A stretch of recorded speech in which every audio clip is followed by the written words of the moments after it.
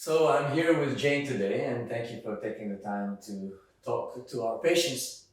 And what we wanted to discuss is briefly about some regimens and what creams people typically use. And I wanted to ask you a question, actually.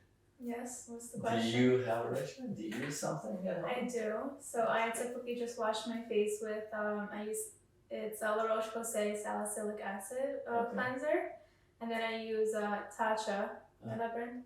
Yes. Yeah, so I use their moisturizer, the water cream, and that's what works for me. And then in the morning, I also use vitamin C serum after washing my face with that same. Okay, and cleanser. when you go into the store to choose those things, how did you decide to choose this specifically? I honestly tried a lot of different creams, and just whichever one was most lightest on my face and which one I didn't break out from is what I decided to stick with.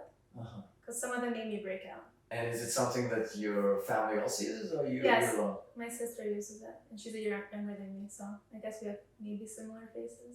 This is a typical story that you would hear, and there is no really wrong answer, except there are always ways to maybe optimize it.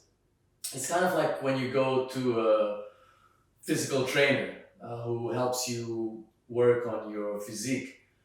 It's not that there is a better or a worse trainer. There are a lot of good trainers, and the key is that you'll find a regimen that's working for you and you'll stick to it and you'll see the result. The main thing is not to do any harm.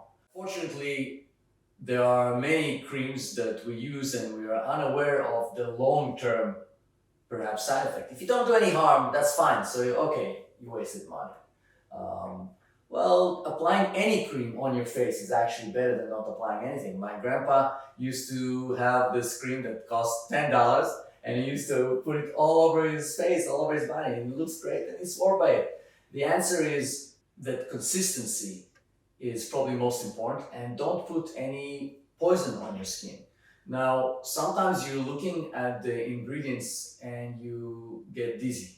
You're not sure which ingredients are safe, which ingredients are effective, and they maybe are very effective in the lab, maybe they're very effective if you take it internally, but do they really work when you put it on the surface? Do they penetrate through the upper layer of the skin? Can you put it if you have a cut? Can you put it next to your eye? What about if you have pimples? Can you apply it, or will it make it worse? It will clog the bacteria. How to apply the cream properly? Do you massage it in? Do you put it upwards because that's the right motion to apply?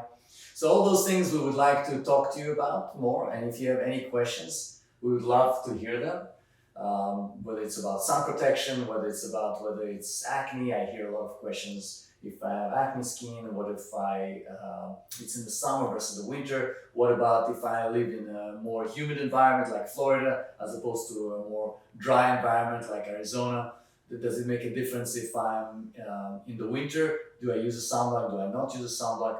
Is sunblock kind of like overrated in terms of like the vaccines? Everybody has to have the vaccine, and it's not maybe appropriate for everyone to use it because some people can have issues with that. So all those things I would love to talk to you guys if you are interested in. So if you have interest, please respond to the post and send us your questions, and I'll gladly answer them either in sections or in one whole video. Sounds good? Yes, looking forward to it. See you soon.